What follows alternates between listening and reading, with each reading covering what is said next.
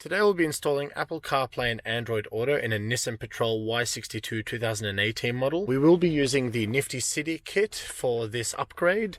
Now this car does come in many different variations. That includes the Infiniti QX56, the Infiniti QX80, and in some regions the Nissan Armada. Let me go ahead and show you all the parts that come inside the Nifty City box. Audio that goes behind the head unit.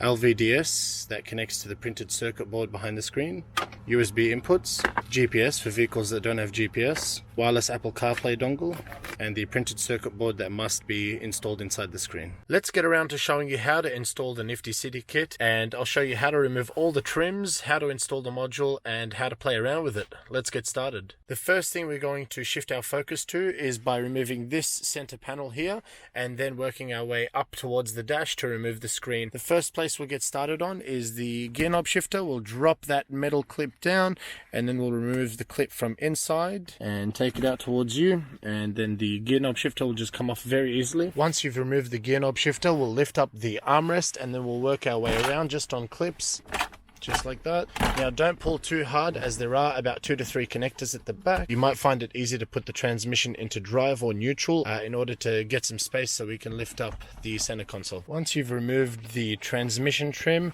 you then want to pry out these 2 trims on the side of the center console. The best way to do it is to pull out from the very bottom out towards your feet, and then out towards you, just like that. And go ahead and do it on the other side as well. Once you've removed the 2 trims on the side of the screen, you then want to remove 4 screws. 1, 2, 3, 4.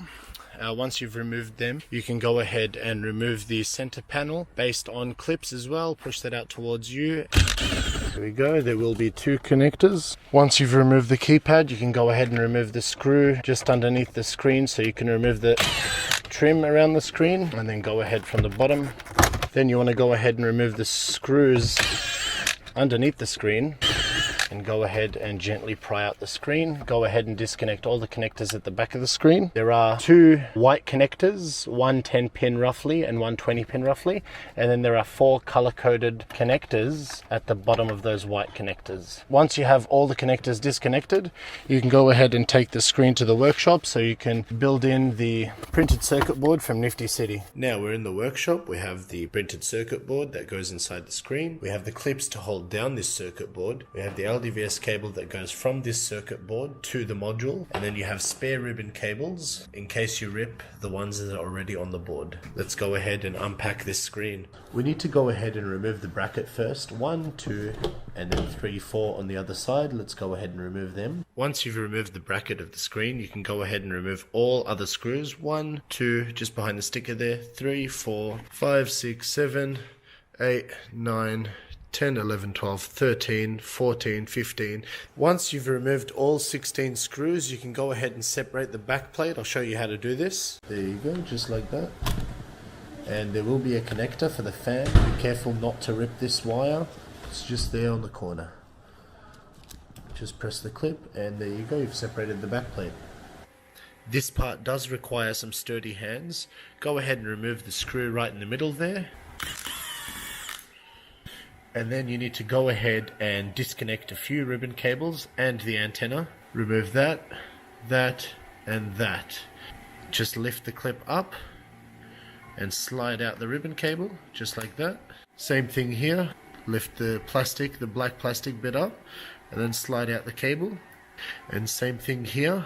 Lift the white clip instead upwards towards you, and then slide out the ribbon cable. Once you've disconnected 3 ribbon cables, 1, 2, and 3, you can go ahead and disconnect the antenna cable there. There we go, and then you can go ahead and pull apart the board. And you'll go ahead and grab Nifty City's printed circuit board and place it in the same area as the ribbon cables. Now you'll see there are 3 white dots on the board. Line these up with the holes on the actual casing of the screen. So just like that. There we go, and you've lined up the circles just like that. Okay, stage 1, I've placed the printed circuit board down, smashed in those black screws there. I've connected the factory ribbon cables to the Nifty City board. 1 and 2. Now these two must go to the factory screen, and this factory cable must go back to factory. This doesn't necessarily go through to the Nifty City board. And there we go. I've plugged in the Nifty City ribbon cables back into the factory circuit board. And then don't forget to plug in the LDVS into the Nifty City board and bring it out from the casing so you can plug that into the module. This is what it should look like. The cable rested inside the casing. This is what it should look like when the screen is back together with the Nifty City printed circuit board installed with the LDVS hanging out. Let's go back to the car and install this. Okay, so we're back with the screen with the printed circuit board inside and the LVDS hanging out of the screen. Let's leave the screen aside for now, and let's then focus on taking out the head unit. In order to take out the head unit, we need to remove this trim, and then we need to remove the screws around the head unit. So I'll show you how to do that now.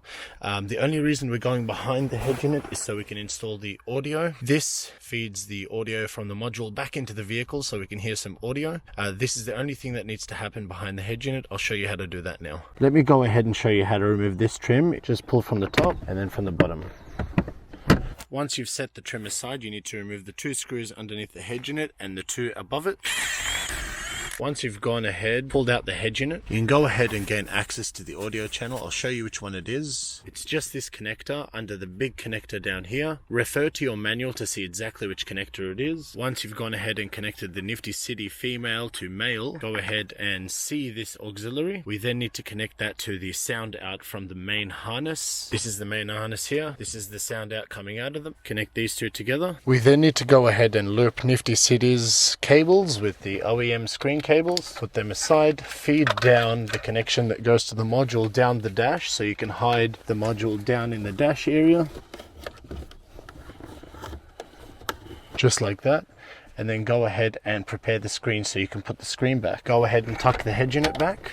Go ahead and put all 4 screws back. Go ahead and grab the screen you were working on before. Connect all 4 color-coded connectors, then connect the 2 white connectors. Once you've gone ahead and put the screen back together, feed the LVDS down the dash and put it next to the other one. Do you have rear screens on your Y62? You can easily go ahead and connect them to work with the Nifty City module. All you need to do is grab a HDMI cable, connect it to your center console inputs, and then feed it up towards the module. The input is just here, DTV and video out and in. The HDMI input's just there. Go ahead and feed the HDMI cable from the back all the way to the front where you'll be hiding the module. So far we have this. We've put the screen, fed it down, the main harness, and the HDMI cable that we'll be throwing to the back. It's really your preference where you decide to put this dongle, but you can use it to charge your phone and to connect wirelessly to it or start wired Apple CarPlay and Android Auto. Okay, I went ahead and packed all the wires in the module just down here below the air vents, and I've hidden all the wires throughout the carpet. It is safe to say that everything is working, and you can go ahead and put the car back together once you've tested everything and it all works. Go ahead and put this small trim back. Once you've gone ahead and put the trim back, you can go ahead and put the air vent trim just on clips and then 1 screw there. And put the keypad trim back, connect the 2 connectors, and then when you're ready, put the centerpiece back and connect the 3 connectors.